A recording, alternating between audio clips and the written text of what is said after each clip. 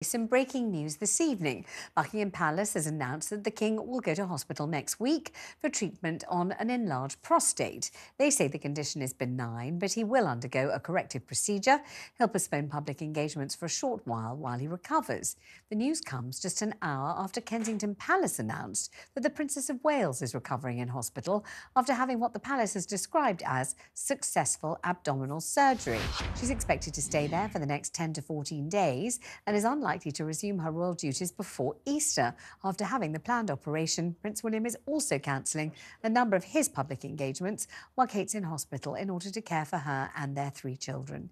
Joining me now, TalkTV's royal editor Sarah Hewson and Jennie Bond, former royal correspondent. Let Sarah no, let's go to Jennie first. Jennie, welcome to the programme. Good to have you on board today.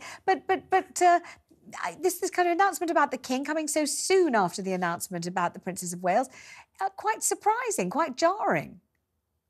Oh, extraordinary, yes. You know, I've done this job for a very long time and my jaw has frequently dropped. But it dropped, first of all, to know that the Princess of Wales was in hospital and had had what appears to be quite a major operation. And then to learn that King Charles also has health problems yes, it was astounding. But I have to emphasise that the King Charles operation is very routine procedure for a man of his age. And he's of my generation. And I know quite a lot of gentlemen who've had the same procedure. And unpleasant as it is, it can generally be very effective, and we're told that his condition is benign.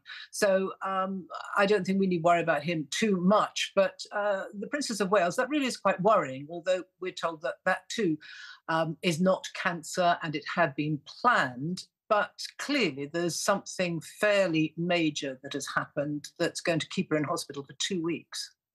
Absolutely right, particularly as, of course, members of the royal family aren't like the rest of us in that when they come out of hospital, they have people to look after them, they have people to look after their children. You know, they're not going to have to sort of battle it out on their own, trying to get themselves a nice cup of hot soup to warm them when they need nourishment. You know, it's a different scenario, isn't it? So I would say and ask you, in general, my impression is that the royal family, when they go into hospital, don't stay very long, don't really need to stay very long.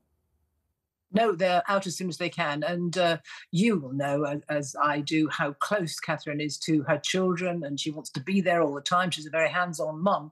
So this will be a sacrifice for her to be away from them. William has cancelled his engagements as well and is going to be sharing his time between being at his wife's bedside and looking after the kids, but very distressing for the family as a whole.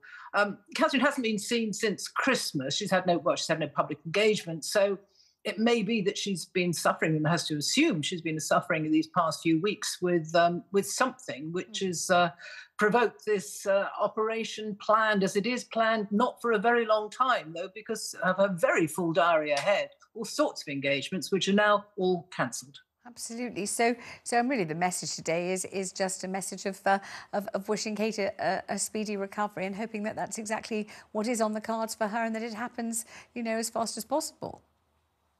Yes, it seems to be her wish. She's made it clear that she wants the precise details of her condition to be kept private, and that, of course, is absolutely her right. The King has taken a different view of his condition. But yes, I think everyone will be thinking that this lovely young lady that seemed to be in such wonderful health will make a full and, well, it won't be speedy, but a full recovery, and we'll see her back after Easter on the royal trail. We certainly do hope so. And, you know, it's nice to hear you, Jennie, say this lovely young lady, because, you know, sometimes, you know, it's quite clear from the style of your broadcasting, you're not necessarily over-enamoured with every single member of the royal family, not besotted, you're not a fan, you're a professional reporter and commentator on these things.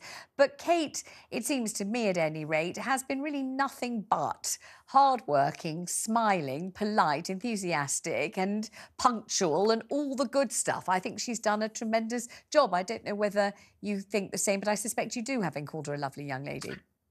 I do. I'm not a sort of raving monarchist. I know some people think I am, but I just think she is astonishing in the way she's metamorphosed from an ordinary person into a true royal. I don't know quite how that happens or when that happens, when you suddenly think, gosh, I really am a royal person. But she has done it, and she can rock being a princess. and looking incredibly regal and looking like a future queen.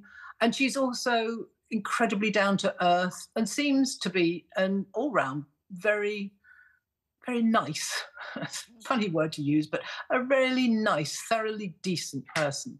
I agree with every word you just uttered.